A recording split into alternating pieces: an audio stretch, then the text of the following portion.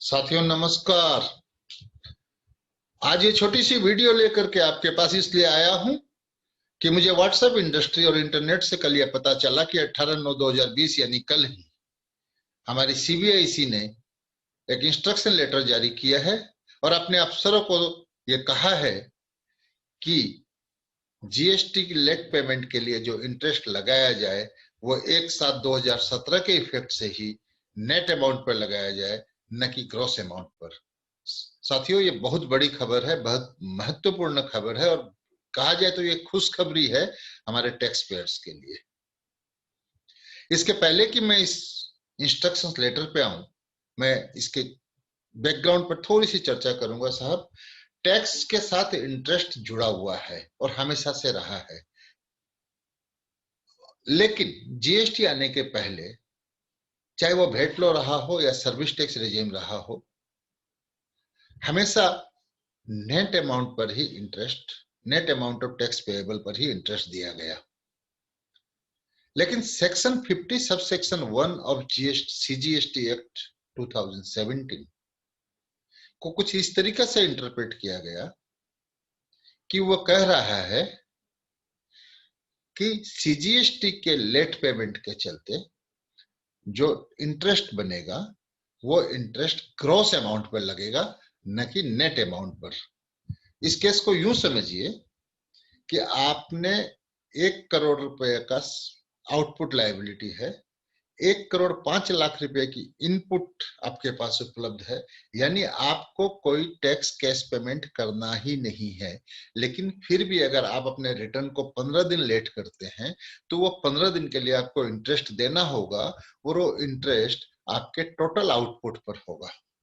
ये एक बड़ी विकट स्थिति थी जिसे कतई भी स्वीकार नहीं किया जा सकता था। इस पर काफी विरोध हुए और जीएसटी काउंसिल ने अपने 35वीं मीटिंग में इस बात को स्वीकार किया कि जी नहीं, इंटरेस्ट जीएसटी के केस में भी नेट अमाउंट पर ही लगना चाहिए। उन्होंने इस हेतु रिकमेंडेशन दिया। जीएसटी काउंसिल की 35वीं मीटिंग के रिकमेंडेशन के चलते फाइनेंस एक्ट 02 एक्ट 2019 में सेक्शन 50 सब सेक्शन 1 के लिए नीचे एक प्रोवाइजो डाला।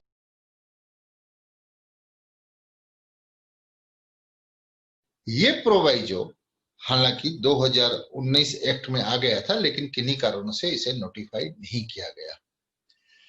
अब ये बहस चालू हो गई कि साहब ये जो प्रोवाइजो आ रहा है, ये प्रोवाइजो रेट्रोस्पेक्टिव इफेक्ट रखेगा या प्रोस्पेक्टिव इफेक्ट रखेगा।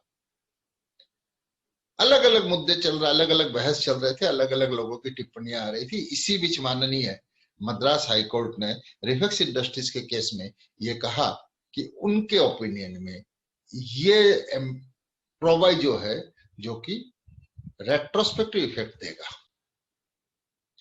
उसके कुछ दिनों बाद यानी 14 मार्च 2020 को जीएसटी काउंसिल की 39वीं मीटिंग में इस बात पर फिर से चर्चा हुई और यह कहा गया कि 1/7/17 से ही जीएसटी लॉ में इंटरेस्ट नेट पेएबल अमाउंट पर ही लगना है। अब चूंकि जीएसटी काउंसिल ने यह कह दिया तो लोग अपेक्षा कर रहे थे कि जल्दी ही इस संबंध में नोटिफिकेशन आएंगे, लेकिन पुराना 2019 का एक्ट का जो प्रोवाइजो है वो अभी तक नोटिफाई नहीं हुआ था। तो 25/8/2020 को सरकार ने उसे नोटिफाई किया और चूंकि सरकार के पास उसे रेट्रोस्पेक्टिव इफेक्ट देने का कोई अधिकार नहीं था, इसलिए उसे प्रोस्पेक्टिव इफेक्ट दिया गया और 1 सितंबर 2020 से इसे लागू किया गया। जिस दिन ये नोटिफिकेशन लागू हुआ उस दिन साहब चाय की प्यालियों में बहुत जबरदस्त तूफान आया और सीबीआईसी ने उसके दूसरे दिन ही एक प्रेस रिलीज जारी की और कहा कि किन्हीं तकनीकी कारणों से हमें ये नोटिफाई करना पड़ा है, लेकिन आप लोग विश्वास रखिए इंटरेस्ट 1/7/2017 से ही नेट पर लगेगा, ग्रॉस पर इंटरेस्ट दे नहीं होगा। माननीय फाइनेंस मिनिस्टर महोदय ने भी इस बात को कहा। लेकिन असमंजस की स्थिति बनी हुई थी और असमंजस इस कारण से भी बढ़ रहा था कि इस दौरान टैक्स ऑफिसर जो भी शोकॉज नोटिस या डिमांड नोटिस इशू कर रहे थे वो इंटरेस्ट ग्रोस पर ही लगा रहे थे। उनका कहना था कि जब तक हमारे पास कोई लिखित इंस्ट्रक्शन नहीं आता, जब तक एक्ट में अमेंडमेंट नहीं आता, हम नेट पर लगा नहीं सकते, हमें ग्रोस पर ही लगाना पड़ेगा। तो इसके चलते एक बड़ा पैनिक सा फैल रहा था और काफी लोग ऐसे नोटिसों को प्राप्त करने के बाद अपनी समस्याओं से जूझ रहे थे। ऐसी परिस्थितियों में ये इंस्ट्रक्शन काफी राहत देने वाला है। ये इंस्ट्रक्शन क्या कहता है? इंस्ट्रक्शन इशू किया है government of India, ministry of finance, department of revenue, central board of indirect taxation customs की जीएसटी पॉलिसी विंग ने जारी किया 18 सितंबर 2020 को। इसमें क्या कहा subject? Administrative instructions for recovery of interest on net cash balance, net cash tax liability with effect from 1/7/2017। इसमें उन्होंने पहले, दूसरे और तीसरे पैराग्राफ में कारण बताया कि अब तक इस पर क्या क्या हुआ, सारी चीजों को उन्होंने डिस्कस किया और उसके बाद उन्होंने इंस्ट्रक्शन दिया। वो इंस्ट्रक्शन क्या है?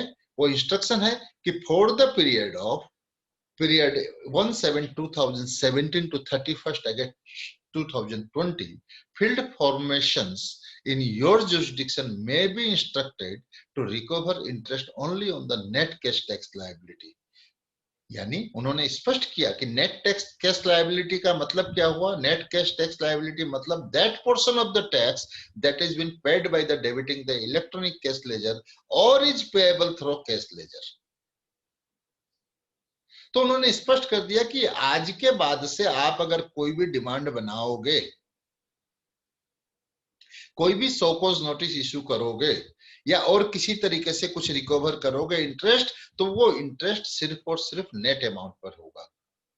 अब साहब दूसरा इशू था कि जहां प्रोसीडिंग शुरू हो चुकी है, शोकॉज नोटिस इशू हो चुके हैं, वहां क्या होगा?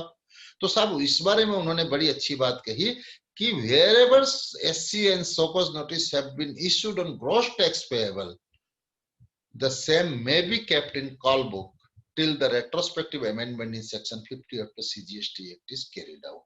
यानी जहां पर शोकॉज नोटिस ग्रॉस अमाउंट पर पारित हो चुके हैं, उन शोकॉज नोटिस को कॉल बुक में रख दिया जाए, यानी एबियंस में रख दिया जाए। कब तक रखा जाए?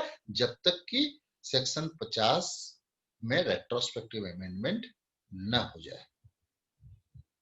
तो साहब ये क्लियर कट इंस्ट्रक्शंस था। इस इंस्ट्रक्शन से एक सवाल ये उठता है कि साहब इन्होंने किन शोकॉज नोटिस की बात की है? जिन शोकॉज नोटिस में सिर्फ इंटरेस्ट लगाया गया, वहां तक तो ये बात बिल्कुल सही है कि उन्हें एबियंस में रखा जाना चाहिए। लेकिन जिन शोकॉज नोटिस में टैक्स और इंटरेस्ट दोनों थे, क्या वो पूरे के पूरे शोकॉज नोटिस कैप्ट इन एबियंस होंगे या उसे रेक्टिफाई किया जाएगा? मैं आशा करता हूं कि शायद इस संबंध में कुछ स्पष्टीकरण या कुछ एडेंडम बहुत जल्दी ही हम देखेंगे। अब हम जो प्रोवाइजो है उस पर हम आते हैं और एक बात और रह गई, उसे डिस्कस करें। प्रोवाइजो कहता है कि provided that the interest on tax payable in respect of supplies made during the tax period and declared in the return for the said period furnished after the due date in accordance with the provisions of section 39, except where such return is furnished after commencement of any proceeding under section 73 or section 74 in respect of the said period, shall be levied on that portion of the tax that is paid by debiting the electronic cash ledger। यानी अगर आपने 39 में return लगाए हैं, उन cases में net पर लगेगा, लेकिन सेक्शन 73 और सेक्शन 74 की प्रोसीडिंग शुरू होने के बाद अगर आपने रिटर्न लगाई है, तो उन केसेस में ग्रॉस पर नहीं, नेट पर नहीं, ग्रॉस पर इंटरेस्ट लगेगा। ये अपने आप में एक विवाद का मुद्दा है ही, जो कि आगे जाकर के काफी तकलीफ देने वाला है लोगों को। लेकिन यहां पर मैं एक सवाल उठाना चाहता हूं कि ये जो ऑर्डर आया है, इंस्ट्रक्शन आया है, इसमें इन्होंने सेक्शन 73 और सेक्शन 74 से रिलेटेड चीजों को डिबार नहीं किया, अलग नहीं किया है, और ये इंस्ट्रक्शंस प्राइमा फेसिस सारे केसेस पर एप्लीकेबल होता हुआ प्रतीत होता है। तो मैं ये भी सोच सकता हूं या हम ये भी सोच सकते हैं कि आने वाले समय में इस इंस्ट्रक्शन में कुछ और एडेंडम भी आएंगे। धन्यवाद, आप लोगों ने सुना। आशा करता हूं आपको ये वीडियो पसंद आया होगा। नमस्कार।